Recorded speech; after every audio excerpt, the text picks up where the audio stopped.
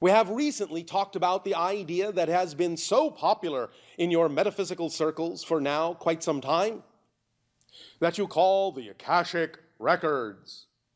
Ooh, sounds impressive. But the idea really is that the way you refer to these things, the way you refer to this concept, Akashic Records, actually brought about the question from an individual on your planet as follows. Bashar, yes, I said. Can anyone access the Akashic Records? Are you able to access the Akashic Records? Thus, then, when the question is presented this way, it demonstrates very clearly that the way you're actually defining this concept creates a sense of separation, as if the Akashic Records was somehow some repository somewhere out in the universe or on some dimensional plane that you need some special key to unlock and access. Think about this for a moment, in light of what we have already started to talk about here. If you understand that everything is one, and you understand that everything is here and now, then it isn't about the idea of everything that happens being recorded. It's simply the idea that everything that exists, exists here and now, and therefore, of course, you have access to all that information. Not because it's recorded somewhere, but because it's here and now, alive, in present time.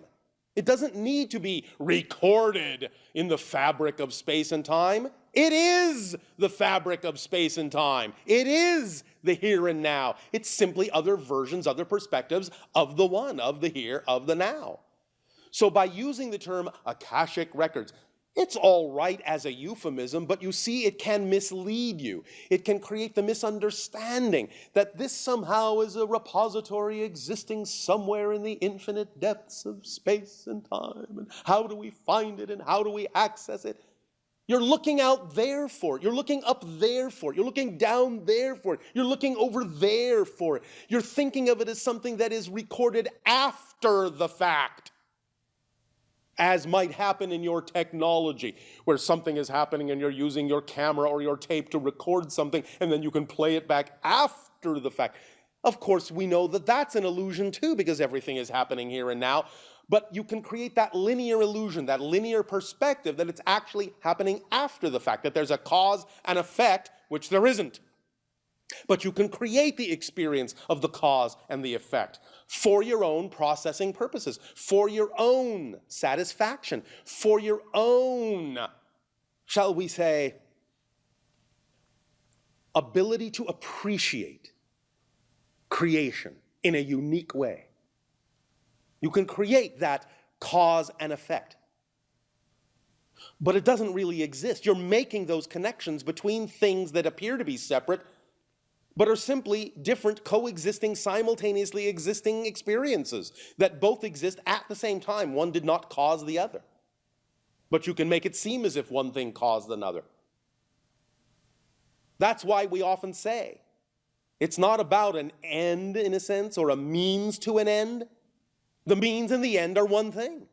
But you can create them to appear to be two things. You can create it to seem as if this means leads to this end. But it doesn't. The means and the end both coexist at the same time. But if you make a connection between them, you can create that experience for your own gratification. But that's simply a unique experience of things that exist simultaneously. And the thing that's new, even though everything already exists as a structure, as a framework, the thing in a sense that is new is your experience of it, your perspective of it. And that experience is the new thing. And that experience is what adds from your unique perspective to the experience that all that is having of itself in the here and now. So even though the framework exists and in a sense doesn't change, the experience of the framework does. And that's what we mean when we say everything changes. It isn't that the framework changes. It isn't that the realities change. All of that is laid out. All of that structure already exists and always will.